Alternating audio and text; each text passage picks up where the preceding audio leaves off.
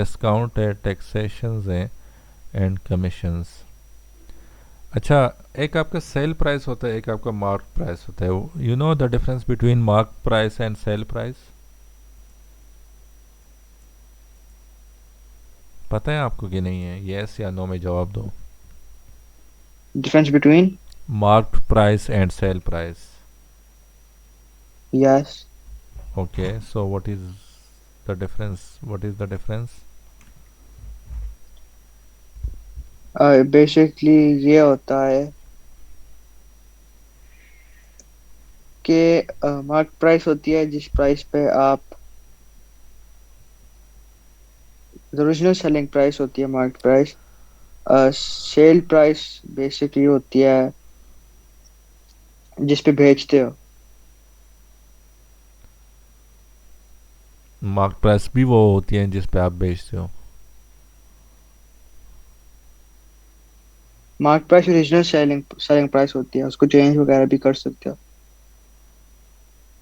Mark price को आप change भी कर डिस्क कर सकते हो?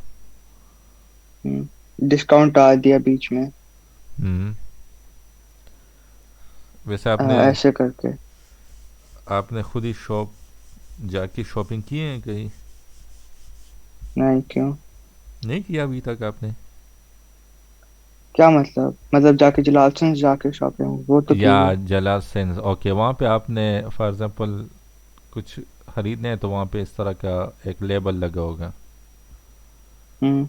ओके, और उस पे कोई प्राइस लिखा होगा, $450। और सही है। फिर वो काटते हैं। या वो काटते हैं, तो this is the mark. It means के मार्क प्राइस इसकी ये है, ओरिजिनल प्राइस इसकी ये है। बट वो कहते हैं ना, हम अक्सर कहते हैं कि सेल लगा हुआ है, तो इट मीन्स के डिस्काउंट लगा हुआ है। ओके।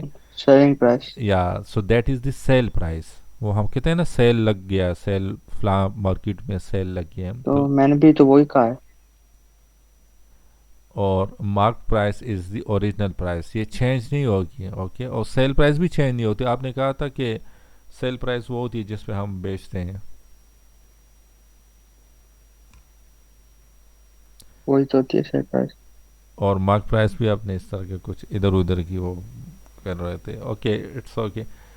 तो आपका जो अब डिस्काउंट आपने किस तरह फाइंड करना है, सो that is the difference between mark price and sale price. Okay. अच्छा, हम सेल क्यों करते हैं वैसे?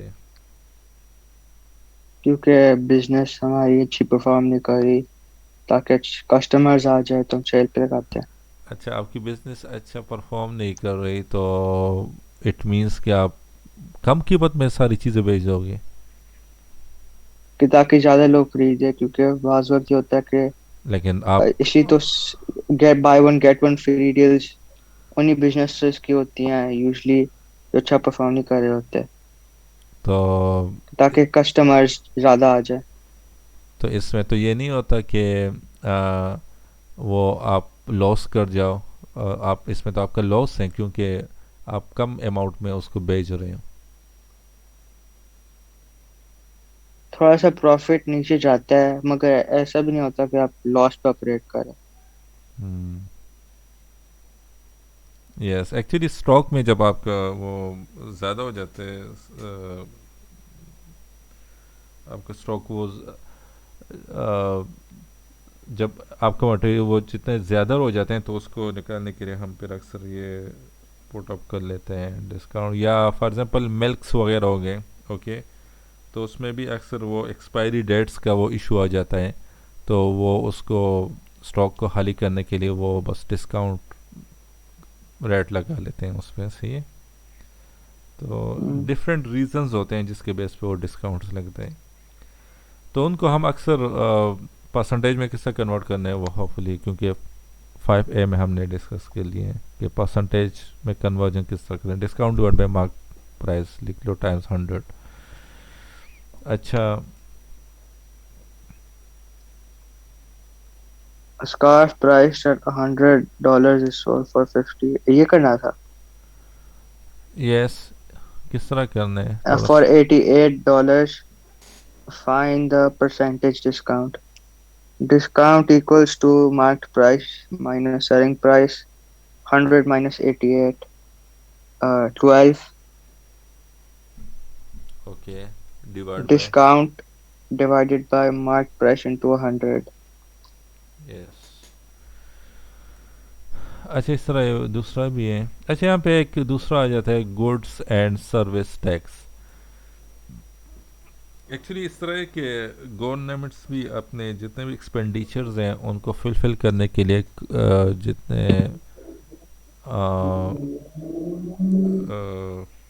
जो होते हैं आवाम से, वो टैक्स लेते हैं। ओके, जिसके थ्रू, जिस तरह प्राइम मिनिस्टर हो गया, उनकी सैलरी हो गई, सही है, और भी जितने भी एक्सपेंडिचर होते हैं, तो उनको फुलफिल करने के लिए वो आवाम से वो टैक्स लेती हैं। Like even if you buy ball point, तो बॉल पॉइंट का अगर प्राइस 10 रुपीज़ है तो उसमें भी 2 रुपीज़ आपका टैक्स होगा। 2 या 3 रुपीज़ आपके टैक्स में जाते हैं, गवर्नमेंट को जाते हैं। जबकि बॉल पॉइंट का ओरिजिनल प्राइस 6 रुपीज़ है।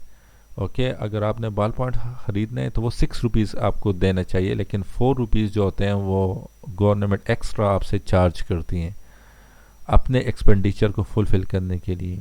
सही है, तो that 4 rupees is the tax, उसको हम टैक्स कहते हैं। तो गुड्स पे भी होते हैं, जो आप जो कुछ जो भी चीज़ें भी खरीदते हो तो उसके नीचे आप जब रसीद ले लेते हो तो नीचे आपको जीएसटी लिखा होता है। तो GST stand for general sale tax. Okay, जो जितने भी आप गुड्स वगैरह खरीदते हो उस पर टैक्स जो लगते हैं वो उसको जीएसटी कहते हैं। वो डिपेंड करता है, अब पता नहीं इस टू 2021 में कितना है GST. Wait, let me check it. 17% है। ओके, दैट इज हाँ यार। That is 17%। ओके, जितने भी हम्म। गुड्स आपने खरीदने हैं, सही है, फॉर एग्जांपल 1000 का आपने कोई शूज़ वगैरह खरीद लिए हैं, सही है, the price of the shoes is 1000। तो इट मीन्स, Increased by 17%. ये तो ये कितना हो जाएगा, कितना पे करना पड़ेगा आपको? 17% more than 100. 117. यस, 1170 रुपीज़ आपको पे करने पड़ेंगे if you are to buy this. तो इसमें 1000 इसका शूज़ का प्राइस है और 70% जीएसटी लगी है। अच्छा, तो इजी है। 7% किस तरह फाइंड करना है आपने, वो फाइंड कर लो, उसको फिर ऐड कर लो, so you will get the total amount which you will need to pay to the shopkeeper. अच्छा, इसमें अच्छा यहाँ पे आप देख लो, तो आपने जीएसटी कहाँ पे लगाना है, तो जीएसटी अपने एंड पे लगाना है। ओके, फॉर एग्जांपल ये आपने बाय कर दिया, Question. ये भी बाय, इसको अंडरस्टैंड कर लो। Kate claims that the GST should be 1.01. Show clearly how Kate calculates the GST and how the restaurant calculates the GST. तो यहाँ पे देख लो, तो फिश एंड चिप्स कॉस्ट इतना, चिकन सूप कॉस्ट इतना, टोटल अमाउंट इज इतना, discount amount is इतना, तो टोटल कितना हो गया इतना। तो इस पे आपने जीएसटी, सॉरी, सर्विस हम्म। सर्विस चार्जेस भी इसमें 10% इंक्लूड है, तो सर्विस चार्जेस आपने इसी के लेने हैं। ओके, ये मार्क प्राइस का आपने सर्विस चार्जेस नहीं लेना, this is the mark price. Total लिखा हुआ है नीचे 16.95. यस, लेकिन अक्सर स्टूडेंट मार्क प्राइस का वो ले लेते हैं सर्विस चार्जेस, तो मार्क प्राइस का नहीं, बल्कि डिस्काउंट के बाद जो आपके पास प्राइस आएगा उसका आपने सर्विस चार्जेस टेन और परसेंट फाइन करना। जीएसटी 7% है। या एंड 7% आपने फाइन करना है टोटल अमाउंट का, दिस अमाउंट का। Okay, 14.4 US dollar, 7% of 14.4 US dollar will be to 1.11। फिर इन सबको टोटल करना है, so you will get 16.95 US dollar. अच्छा, अब क्वेश्चंस की तरफ आ जाते हैं। This question, read this question.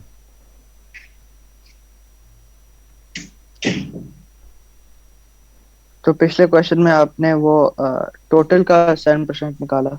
Yes, total का आपने 7, लाइक जो आपका डिस्काउंट के बाद जो आपके पास प्राइस आ जाती है वो उसका आपने 7% फाइंड करना है।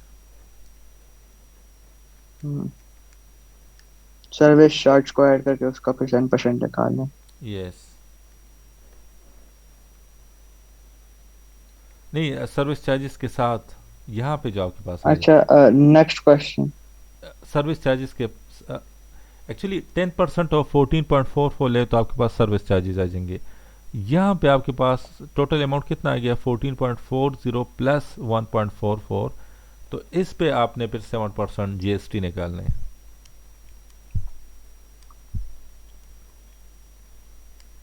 वो आपका 15.84 आ जाएगा,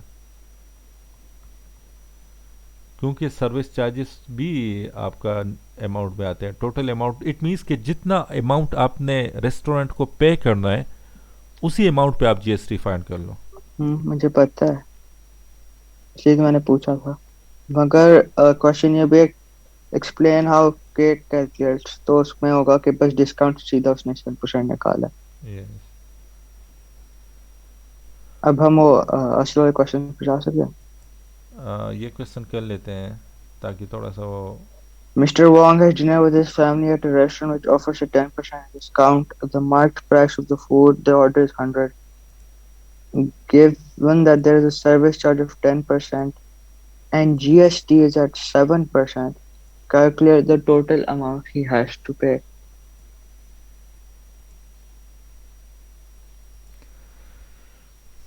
ओके, Is 100, 10 काट देते हैं ना डिस्काउंट और सर्विस चार्ज का। यस, तो $90 उसे पे करना पड़ेगा, क्योंकि $10 तो वो हो गया, पे नहीं करना भी। सर्विस चार्जेस भी उन्हें 10% है, तो 10% इसका क्या हो 100, जाएगा, 99 हो जाएगा अब सर्विस चार्जेस। तो 99 हो गया।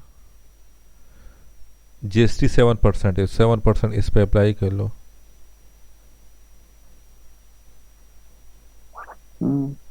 तो 7% ऑफ 99 इज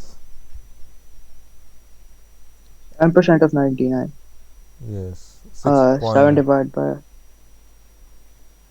या 7% ऑफ 99 मीन्स कि 7 divide by 100 times 90, into 99. you will get $6.93। तो 99 plus 6.93, you will get $105.93। वैसे पाकिस्तान में जीएसटी काफ़ी ज़्यादा है, 17%।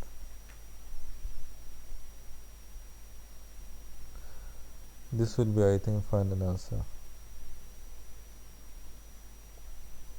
चेक। 105.93. उन्होंने काफ़ी मुश्किल से किया है, मैंने काफ़ी इजी से कर लिया। उन्होंने क्या किया? Discount 10, service charge equals 10, 10 divided by 100 into 100 minus 10, 10 divided by 9. उन्हें सेम चीज किया। फिर GST payable, market price discount plus service charge. Okay, next exercise.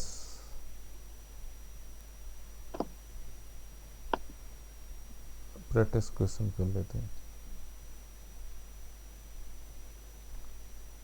The owner orders a bowl of tom yum soup at a restaurant which offers a 15% discount. The marked price of the tom yum soup is $6.90. Given that there is a service charge of 10% and GST is at 7%, find the amount of money she has to pay. I don't know if tom yum soup at restaurants of 15% discount. अच्छा, 6.90 का 15% निकालना है। 6.9 था। Yes, mark price is $6.90। तो 1.03,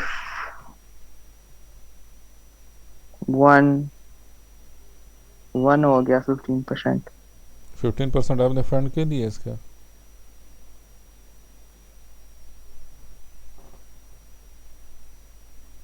1 1.035. Yes, तो it means कि discount इतना मिल गया, तो कितना सेल प्राइस क्या हो गया? 5.865 अभी सर्विस चार्ज नहीं डाला। ओके, 5.685 का 10%,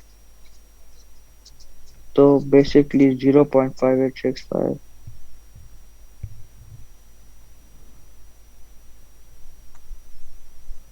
तो सर्विस चार्जेस डाल दो।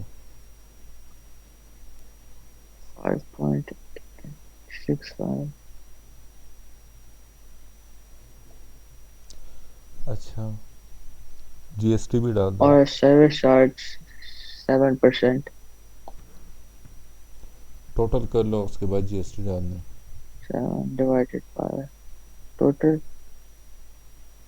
5.865 plus 0.5865 6.4515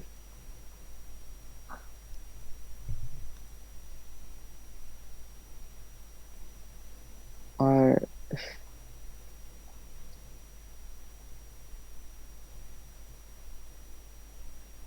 7 divided by 100 into 6.4515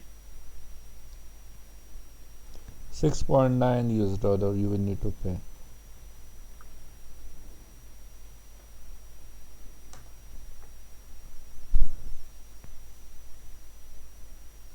6.90 Yes. Original price है। Yes. Like you will need to pay, not the original price. Original price को आप कंफ्यूज ना करो मार्क प्राइस के साथ। मुझे पता है 6.903 है। सही यस, है। 03 आपको डिस्काउंट हो गया, बस 6.9 पे कर दो। यहाँ पे वो 20% डिस्काउंट दे रहे हैं hair oil.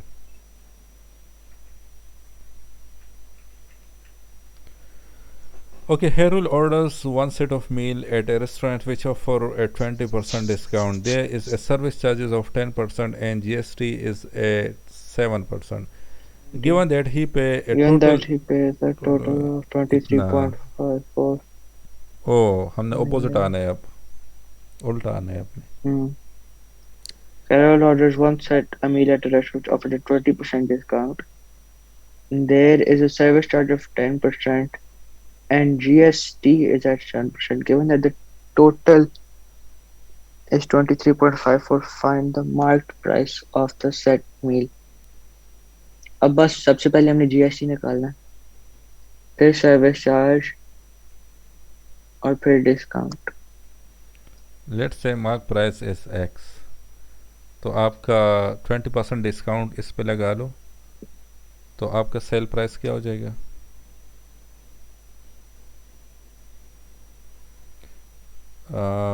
This will B x minus, minus discount price. या तो 20% of x which is 0.20x, right?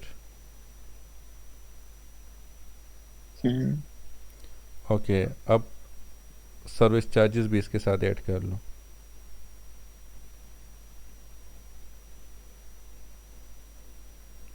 Service charges किस तरह? दैट इज 10%, तो इट मीन्स के पॉइंट 23.54 है ना ओरिजिनल नंबर।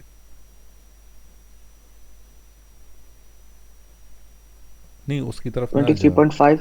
वो ओरिजिनल नंबर नहीं है, वो एंड पे हैं जो उसने पे करने हैं अमाउंट, वो सारे जीएसटी के बाद ही 23.54 है।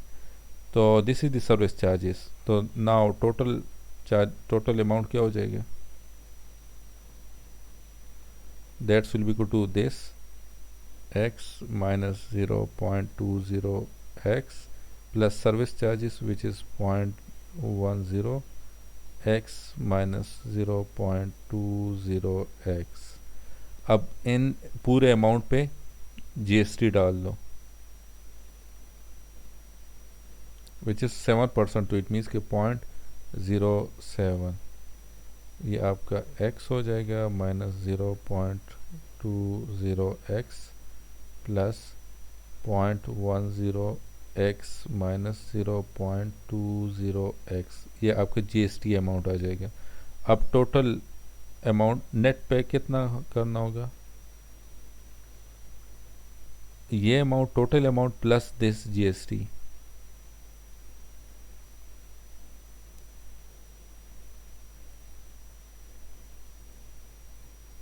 Net pay equals to plus this GST.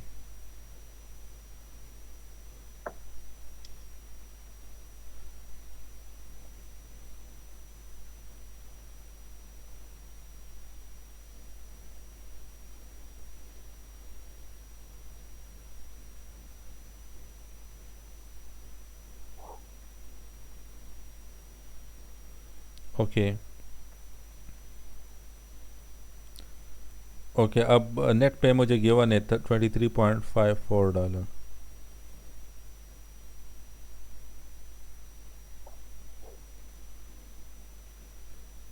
I will need to find X. Okay, तो ये दोनों मल्टीप्लाई कर लो, इससे क्या आता है, ये 0.10x आ जाएगा। 0.10 टाइम्स 0.20, इससे क्या आता है 0.02 आता है।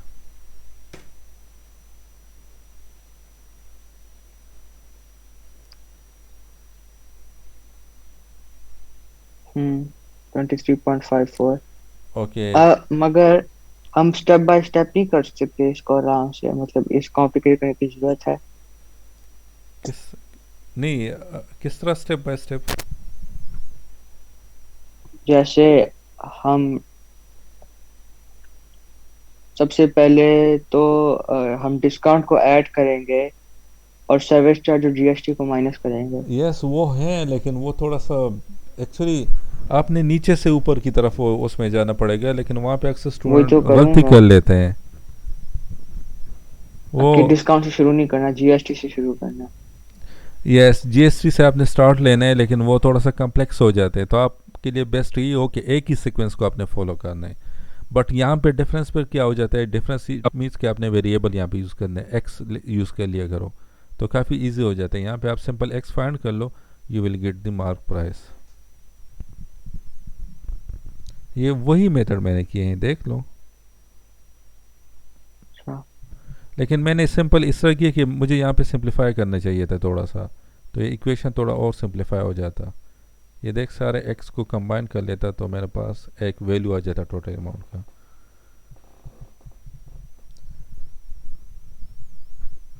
या उसी तरह कर लेते हैं, वो कंबाइन कर लो ताकि और इजी हो जाए, इंस्टेड ऑफ गोइंग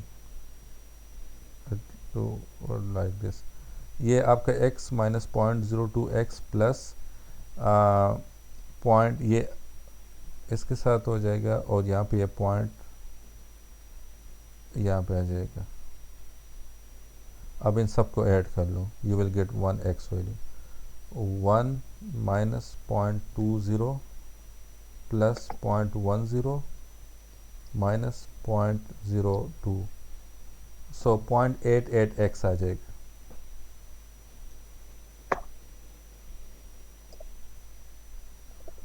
0.88x। अब मुझे क्या करना है, 0.88x पे जनरल सेट टेक्स को भी फाइंड करना है।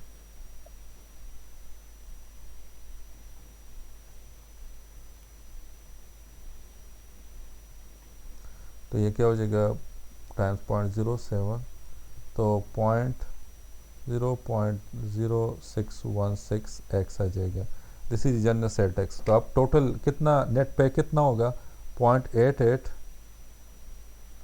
Plus general set tax which is 0.010616x। तो ये आपका 0.9416 हो जाएगा।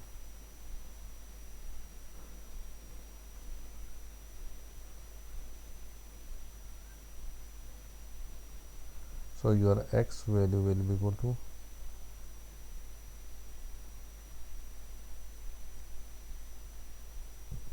25,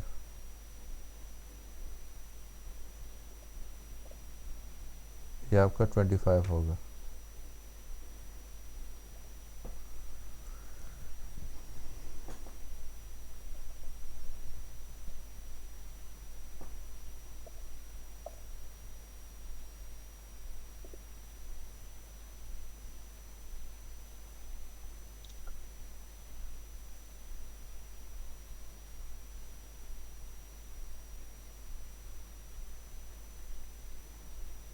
गॉट इट? जी कोई कंफ्यूजन तो नहीं है? नहीं। ओके। आपका फाइनल आंसर क्या आया था? 25। एंड पे 25। एंड पे चेक कर लो। अच्छा।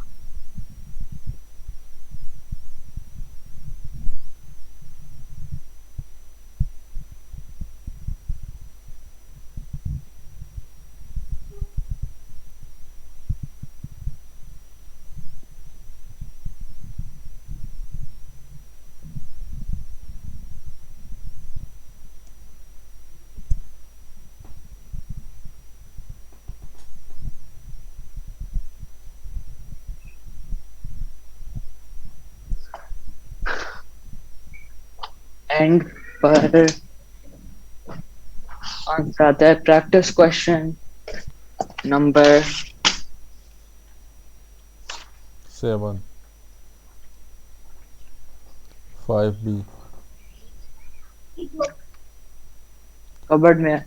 मैंने देखनी है। ले लो। Chapter 5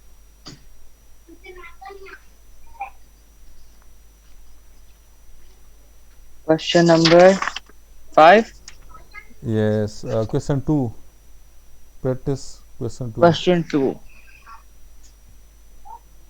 practice 7 question 2। 25। Yes,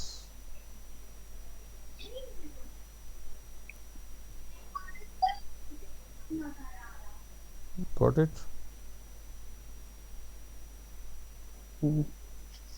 yes. अच्छा, इनकम टैक्स आ जाते हैं तो इनकम टैक्स मींस के हमारे पास जो सैलरी होती है, सही है, सैलरी में भी आपका जो एक्चुअली उसमें कुछ वो डिडक्शंस होते हैं, कोई कोई फंड्स वगैरह होते हैं, वो डिडक्ट हो जाते हैं, उसके बाद जो आपके पास नेट अमाउंट आ जाता है उसी पे हम इनकम टैक्स लगाते हैं। तो जिस तरह आपका कुछ कोई रिलीफ फंड होते हैं इसमें, ओके, चाइल्ड रिलीफ होते हैं, लाइफ इंश्योरेंस होते हैं, वो सारे अमाउंट आप निकाल लो अपनी फुल सैलरी से, उसके बाद जो आपके पास अमाउंट आ जाते हैं उस पर हम फिर इनकम टैक्स लगाते हैं। ओके।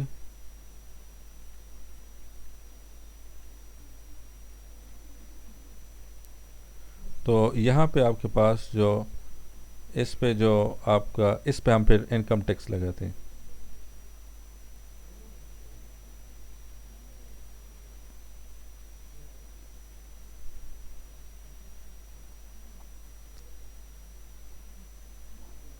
अच्छा, अब ये इनकम पे डिपेंड करता है, अगर इनकम ज़्यादा होगा तो फिर ज़्यादा वो इनकम टैक्स होता है। ओके, ये रेंज होते हैं इनके, अपने स्पेसिफिक रेंज होते हैं। लाइक यहाँ पे देख लो तो first if your income is up to $20,000, okay, तो फिर आपका 0% उस पर इनकम टैक्स होगा, सही है।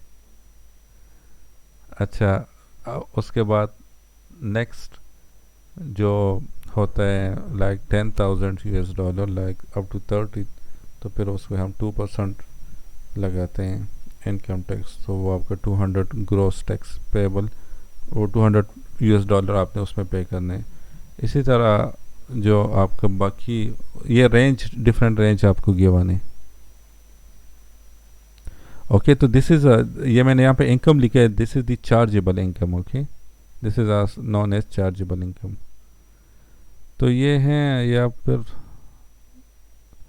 38500।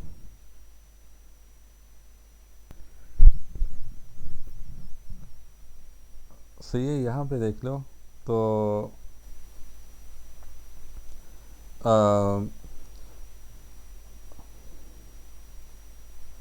वेट, ये क्वेश्चन कर लेते हैं। लेट से आपकी सैलरी जो है वो 25,000 US डॉलर है। हेलो, आपको मेरी आवाज़ आ रही है?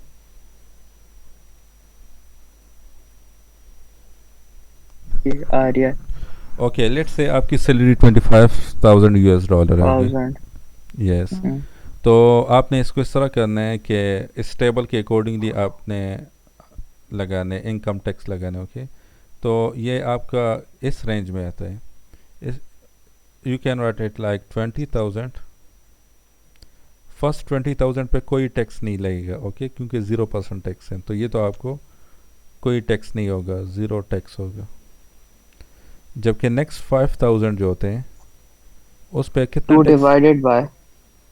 उस पे 2% लगेगा। तो इसको 2% इसका फाइंड कर लो।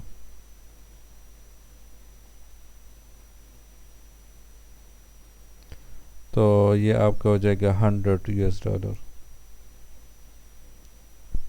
तो इट मीन्स के 5,000, नेक्स्ट 5,000 पे आपको 100 US डॉलर। तो इट मीन का टोटल टैक्स कितना होगा 25,000 US डॉलर पे? 100 US डॉलर। या 100 US डॉलर आपने टैक्स पे करने। This is the income tax.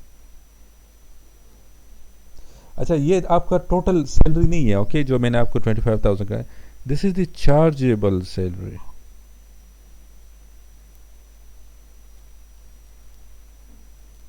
सही है, like total salary minus relief is the chargeable salary.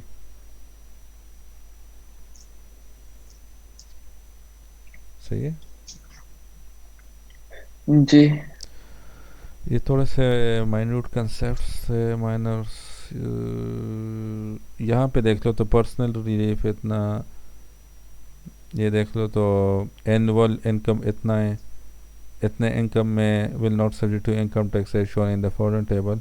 वो पर्सनल रिलीफ उनका इतना है, वाइफ रिलीफ इतना है, चाइल्ड रिलीफ इतना है, सेंट्रल प्रोविजन फंड इतना है, डोनेशन इतना दे रही है। तो इन सब को निकाल के जो आपके पास अमाउंट आएगा उस पे आपने फिर देखना है टेबल के अकॉर्डिंगली। ओके, टेबल में देखना है फिर, तो उसके अकॉर्डिंगली फिर आपने उस पर टैक्स लगाना है।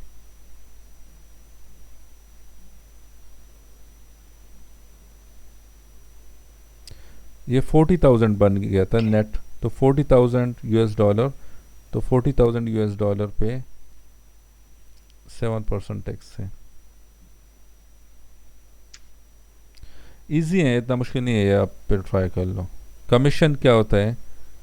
लाइक जो भी आपने, कोई आपकी हेल्प कर दें किसी चीज़ को बाय करने में या सेलिंग में, तो वो उनमें से आपसे थोड़ा सा कमीशन लेगा। सही है। तो कितना कमीशन लेते हैं? 7% डिपेंड होता है, डिपेंड करता है परसेंटेज पे। तो वो किस तरह फाइंड करने हैं वो भी ईजी है। बस जितना टोटल अमाउंट होगा उस पर आपने वो परसेंटेज अप्लाई करना है। ये लास्ट टाइम आपने ट्राई किए थे इन क्वेश्चंस को। अच्छा, इसके बाद सिंपल एंड कंपाउंड इंटरेस्ट आ जाते हैं, तो इसको थोड़ा सा डिस्कस कर लेते हैं, उसके बाद क्लास को वाइंड अप कर लेते हैं। सिंपल इंटरेस्ट, इंटरेस्ट मींस के फॉर एग्जांपल अगर आपने बैंक से लोन लेना है, लोन पे एक्स्ट्रा पैसा जो होता है। या या जो आप अमाउंट डिपॉजिट करते हो, तो वो आपको थोड़ा सा प्रॉफिट देती है, which is illegal from the Islamic point of view. जो कि इस्लाम नहीं कहता, कि वो कहते हैं दिस इज़ रॉबरी, रिश्वत है। तो ये आपका that is the interest. Okay, अब इंटरेस्ट आपके दो टाइप्स के होते हैं, एक सिंपल इंटरेस्ट होता है, एक कंपाउंड इंटरेस्ट होता है। तो सिंपल इंटरेस्ट मींस कि आपका जो इंटरेस्ट अमाउंट होगा वो फिक्स होगा। लेट से आपने अमाउंट जो डिपॉजिट किए हैं, लेट से आपने अमाउंट बैंक में डिपॉजिट किए हैं 50 लाख या 10 लाख रुपीज़, ये अमाउंट आपने डिपॉजिट कर दिए। बैंक वाला आपसे कहता है, और आपने जो अकाउंट खोले, वैसे जो आप बैंक में अकाउंट खोलते हो तो एक आपका करंट अकाउंट होता है और दूसरा क्या होता है?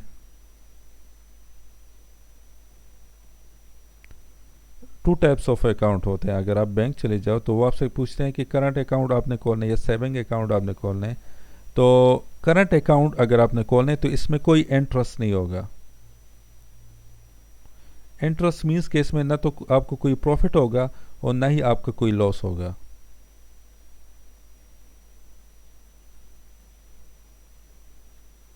सही है. लाइक जो अमाउंट आप डिपॉजिट कर लो वही अमाउंट आपका after 1 year, after 2 year, after 3 year वही अमाउंट रहेगा. लाइक 10 लाख रुपीज़ आपका रहेगा after 1 year, 2 year, 3 year current amount में. सेविंग अमाउंट में आपका इंटरेस्ट लगता है. आप डिपेंड करते हैं बैंक पे वो कितना इंटरेस्ट लगाती हैं. लेट्स से आपने एलाइड बैंक में अकाउंट खोल दिए तो एलाइड बैंक आई थिंक कोई, लेट्स से एलाइड बैंक आपका 5% इंटरेस्ट लगा रही है सेविंग अकाउंट्स पे. तो इट मीन्स कि ये अमाउंट आफ्टर 1 ईयर ये अमाउंट 10 लाख नहीं रहेगा. आफ्टर 1 ईयर ये अमाउंट इंक्रीज हो जाएगा कितना, 5% इंक्रीज हो जाएगा. आफ्टर 2 ईयर ये अमाउंट इंक्रीज हो जाएगा कितना, 5% और इंक्रीज हो जाएगा. सही है. तो that is in saving account. Okay. तो सेविंग 5%, 10 लाख के 5% कितना आता है? सेविंग्स या 10 लाख रुपीज़ है तो आफ्टर 1 ईयर ये अमाउंट कितना हो जाएगा? 5% increase, 10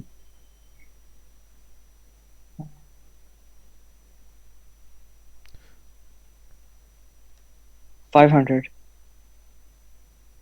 500 10,500 या 500. तो अब अमाउंट कितना हो गया आफ्टर 1 ईयर? अमाउंट 10,500 10,500 हो जाएगा रुपीज़. ओके. अच्छा, आफ्टर 2 ईयर क्या होगा? 5% ज्यादा. 5% आपने इस अमाउंट के लेने या उस अमाउंट के लेने? न्यू अमाउंट का. नहीं, सिंपल इंटरेस्ट में आपने जो आपका ओरिजिनल अमाउंट होगा उसी का आपने अच्छा 5% लेना है. तो this will B 5, this will B, अभी कॉम्पाउंड इंटरेस्ट नहीं हो रहा. यस, अभी कंपाउंड इंटरेस्ट नहीं हो रहा. 11,000. या ये आपका हो जाएगा. Okay. This is the simple interest. Simple interest में आपने जो आपका ओरिजिनल अमाउंट होता है उसी पे आपने लगाने. कंपाउंड इंटरेस्ट में क्या होता है, आपका वो जो होता है जो, ऐड होता रहता है. यस, जो प्रिंसिपल अमाउंट है, this is the principal amount, इसको हम प्रिंसिपल अमाउंट कहते हैं. Okay. This is the principal amount. तो प्रिंसिपल अमाउंट आपका अपडेट होता जाता है. कंपाउंड इंटरेस्ट में आपका प्रिंसिपल अमाउंट अपडेट होता जाता है. क्या होगा आफ्टर 1 ईयर?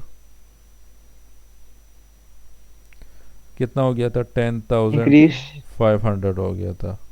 और फिर 11,000. After second year compound interest में क्या हो जाएगा? 11,000 हो जाएगा. 10,500 का. यस. 10,500 का 5%. यस, वो 525 plus, so you will get 11,025 rupees. So this will be the compound interest. Okay. Easy है ये एक्सरसाइज भी, आप थोड़ा ट्राई कर लो तो कल इंशाल्लाह एक्सरसाइज को देख लेंगे. ओके.